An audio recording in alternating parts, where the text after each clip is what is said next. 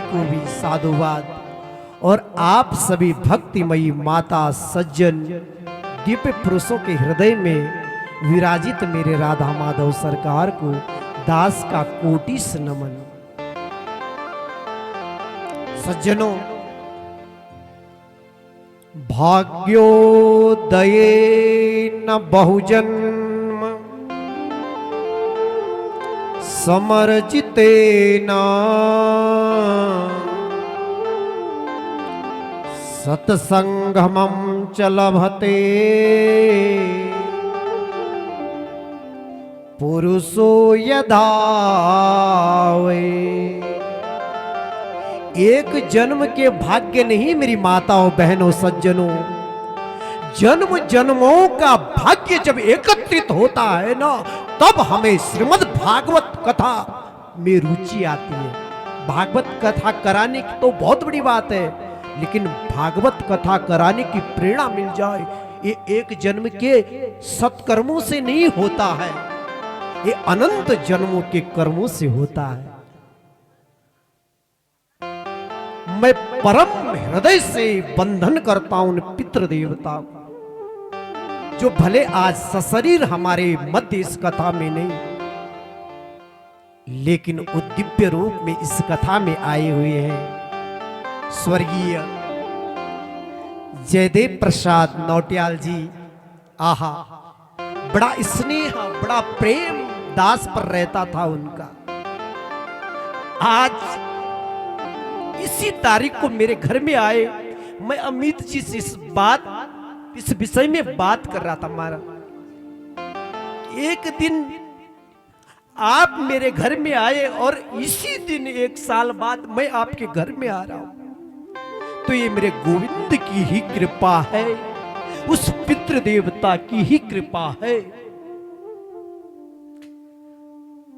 और धन्यवाद है यजमान परिवार को, श्रीमान अरविंद नौटियाल जी, अमित नौटियाल जी, सपत्नी इष्ट मित्र सत्संबंधियों।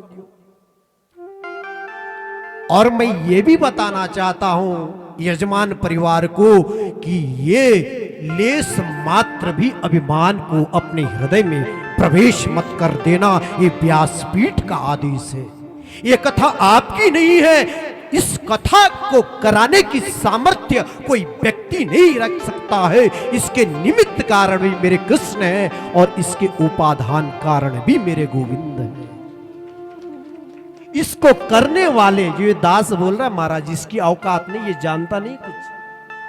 ये कुछ बोले भागवत जी पर, बड़े बड़े तपस्वी मनस्वी याज्ञ की याचिक सब धरे के धरे रहते हैं, जब मेरे गोविंद जी अपनी कृपा न करें। इसके निमित्त कारण भी गोविंद है और उपादान कारण भी गोविंद है। इसलिए यजमान परिवार को पहले ही सूचना कर दूं कि 7 दिन तक अपने घर को घर मत समझना, इस यज्ञ स्थान को यज्ञ स्थान सामान्य मत समझना।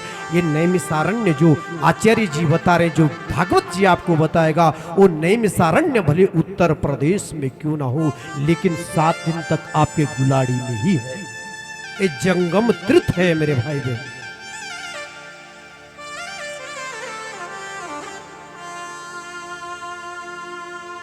भाग्योदये न बहुजन समर्जिते न। अनंत कोटि जन्मों का भाग्य जब एकत्रित होता है, तब भागवत कथा श्रवण को प्राप्त होती है। सत्संगमं च लभते पुरुषो यदा वै। मेरे गोविंद की कथाओं में अगर आपकी रुचि आ रही है ना, तो समझिए गोविंद हृदय में बैठा है। अगर कोई अनायास ही बिना काम के इधर उधर भागता है ना, तो समझ लेना आपके हृदय में गोविंद आए नहीं है। मैं अमित जी से बात कर रहा था, ये मेरे गोविंद की कथा में ताकत है। हम जब भी कहीं कथा होती है तो यजमान परिवार को कहते, भैया पहले दिन की भीड़ आपकी है, 7 दिन की भीड़ तो मेरे भागवत जी पर छोड़ देना, मेरे श्री कृष्ण पर छोड़ देना, बाकी वो करने वाले हैं। बोले जय श्री कृष्ण।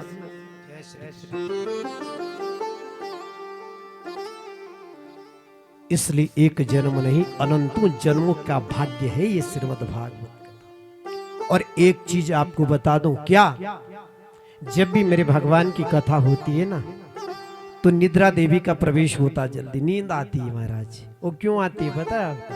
नहीं पता। वो जब राम और रावण का युद्ध हो रहा था ना, तो रावण के एक भाई है कुंभकर्ण। कुंभकर्ण की पत्नी का नाम निद्रा है। जब कुंभकर्ण मारे गए तो पत्नी आई, क्या कहा? बोले मेरे पति को मारा। बोला जहां पर भी कृष्ण कथा होगी, जहां पर भी राम कथा होगी, मैं जाऊंगी और भक्तों की आंखों में बैठूंगी। मेरे राघवेंद्र ने भी कह दिया, बोला चिंता की बात नहीं है, मेरे भक्त बीच में जय श्री राम जय श्री कृष्ण भी तो बोलेंगे। बोले जय श्री कृष्ण।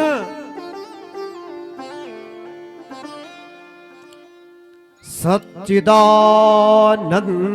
रूपाय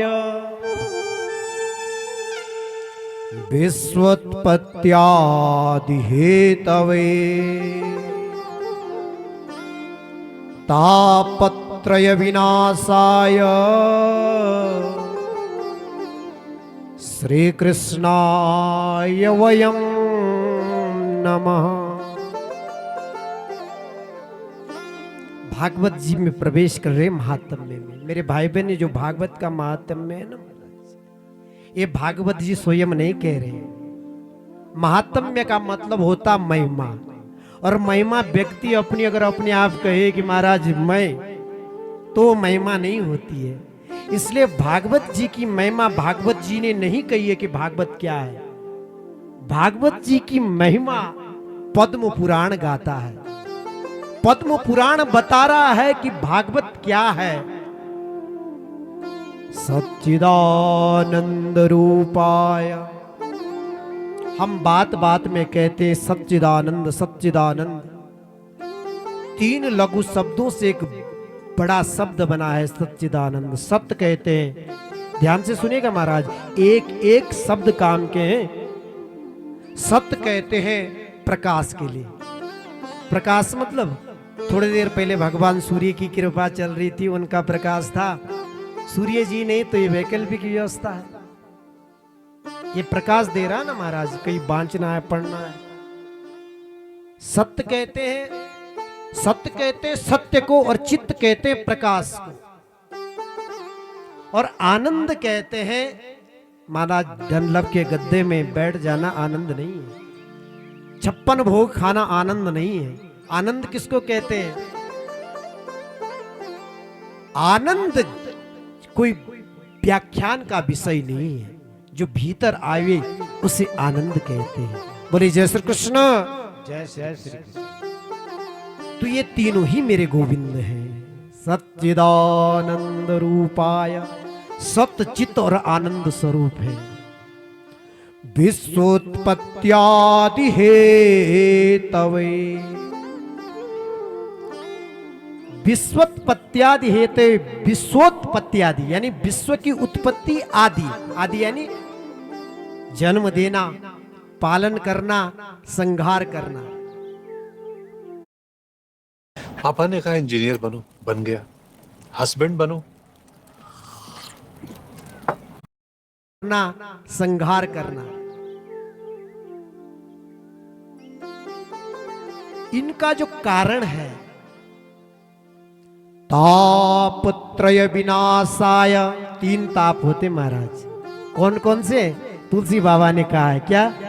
दैहिक दैविक भौतिक तापा। 3 ताप है। हो दैहिक दैविक भौतिक तापा,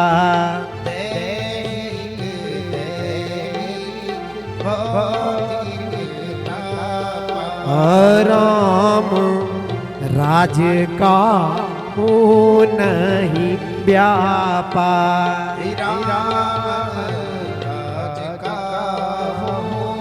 नहीं व्यापार। एक क्या होता है? दैहिक, एक दैविक एक भौतिक होता है। दैहिक किसको कहते हैं?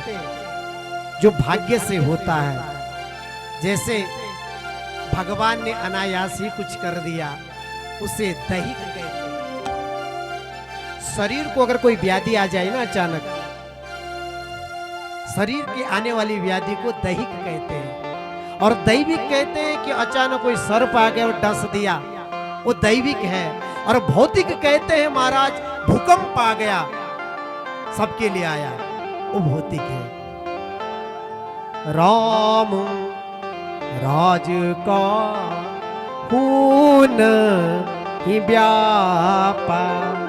जब मेरे गोविंद की कृपा होती है तो इन तीन तापों का असर नहीं होता है। जब मेरे श्री कृष्ण की कृपा बरसती है तो ताप त्रय विनाशाय, तीन तापों को विनाश करने की यदि कोई क्षमता रखता है ना, तो श्री कृष्णाय वयम नमः। ऐसे श्री कृष्ण को हम नमन करते हैं, श्री कृष्ण को हम प्रणाम करते हैं। सज्जनों, आज यज्ञ का प्रथम दिन है, इसलिए प्रथम श्लोक भर ही, ज्यादा न ले महाराज। हमारी माताएं बहनें बैठी है गुलाड़ी गांव की, और अभी हो ना हो घर में चूल्हा झोंकना हो।